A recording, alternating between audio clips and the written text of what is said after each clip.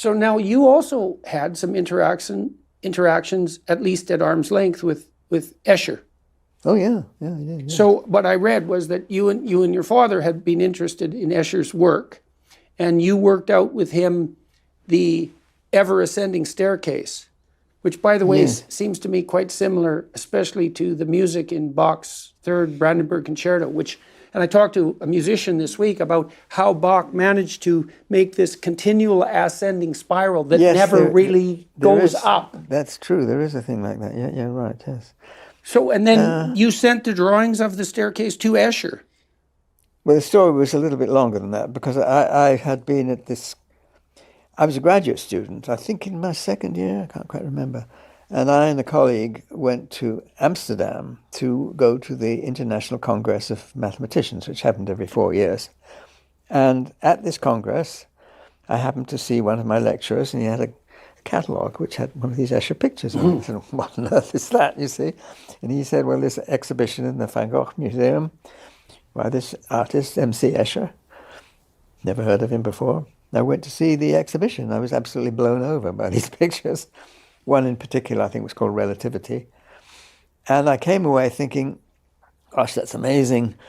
I wonder whether I could do something a little bit different that I hadn't actually seen in the exhibition. And so I tried to make a construction with bridges and roads going in possible ways. And I simplified it down to this thing that people refer to as a tribar. I've seen the tribar. And I showed my father. I mean, I didn't know that there's this Swedish artist called Oscar Reuterswärd who had done things very similar earlier. But Escher didn't know about him either. But anyway, and there are other artists who've done things like, if you look carefully in the old, there's a Bruegel which has a picture of gallows, and it's joined up differently in the top. Yes, I've seen that picture. Yeah. So there are other people who had played with these ideas, but I hadn't quite seen it in Escher. And so my father and I wrote an article. He developed this. The staircase was his, actually. He was designing buildings, and then he produced the staircase, which went round and round. And we decided to write a paper on this. We had no idea what the subject was, what journal do we send it to. So my father said, well, I happen to know the editor of the British Journal of Psychology, so let's call it Psychology. So we sent it to them, and they accepted it. He said he thought he could get the editor to accept it. They did, and we gave reference to Escher's, the catalogue, to Escher's exhibition. And then my father had a correspondence with Escher, with letters going backwards and forwards. And then I think I was driving in the Netherlands for some other, as a conference, I think. And I was curious. And when I was reasonably close to Escher, I phoned him up. I got the phone number from my father. And he was very nice, and he invited me and my then wife to tea, and I just had a chat with him, and he sat at one end of a long table, I was at the other end, and he had two piles of prints, and he said, well, this pile, I don't have many left, I'm afraid. And he pushed the other pile to me, choose one. So I sort of went through these things, and I picked one out. Pretty hard to choose one out of all that. And I chose one called Fish and Scales, which he was actually rather pleased, because he said, well, most people don't understand that one. So I felt a bit flattered by that.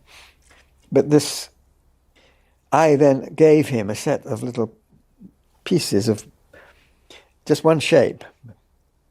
And I gave him a set of them and said, well, can you tile with those? And then a little while later, he wrote to me and said he'd seen how to do it, but he wanted to know what the underlying principle was. So I did. I'm afraid I was a very bad correspondent. It took me a little while before I got back to him. But I showed him what it was based on. And on the basis of that, he produced what I believe was his last watercolor, maybe his last picture, as far as I know, a thing called Ghosts, which is based on this...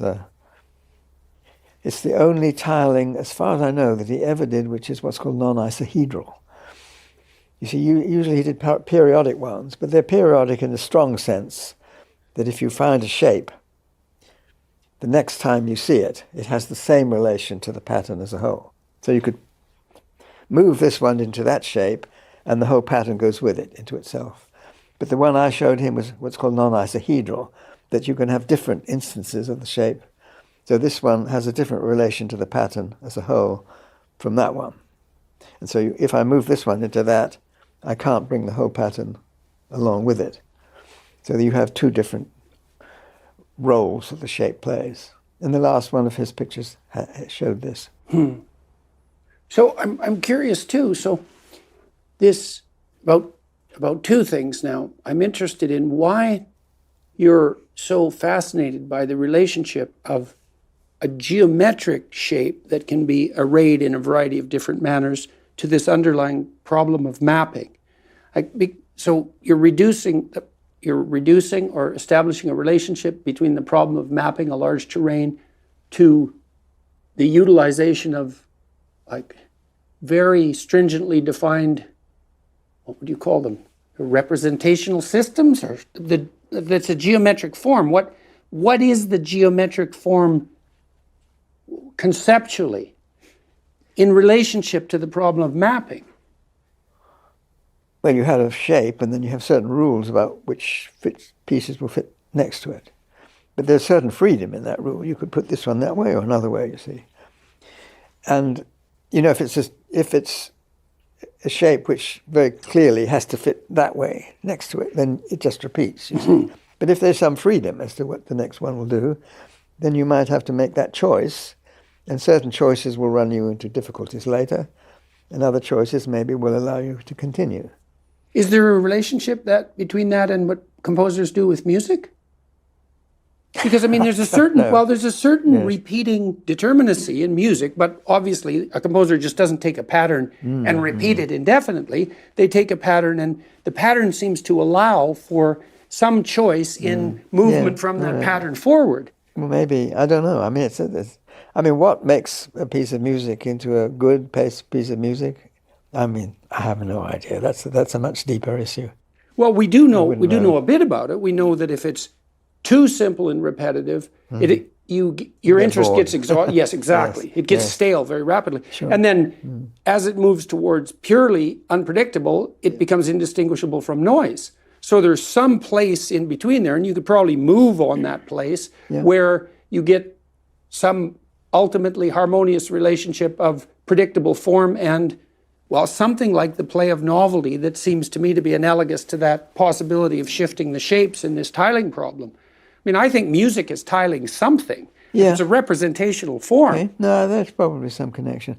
It's just that music, there's so much more freedom as to what you do. You see, with these tiling shapes, it's forced on you that either it fits or it doesn't, you see. With music, it's much more subtle. Right. So I would hate to make too much of a comparison. A leap. Between Yeah. Fair enough. One more question along that line. Yeah. Now that triangle you made. Yes. Now, what's the relationship between those paradoxical forms and the tiling problem? Not much. Because they seem to be. There's a play of representation and image there. One of the things I've been wondering, I looked at all your diverse contributions and I thought, wow, there's a lot of things happening in a lot of different places, but there's something that's not random. There's something at work that's a kind of a uniting principle that might be, I don't know, it might be the problem that you're trying to solve in some deepest way that's uniting all these elements of exploration and interest. I don't know, you're asking too hard a question. I don't know. Sometimes I don't see any overriding principle. There's a sort of thing, something feels right. Now, why does it feel right? That could be something very subtle. Yeah. It may be wrong, too. Oh, maybe they are wrong. Yes. So but it seems to me that also is related in some important sense psychologically to that notion of understanding.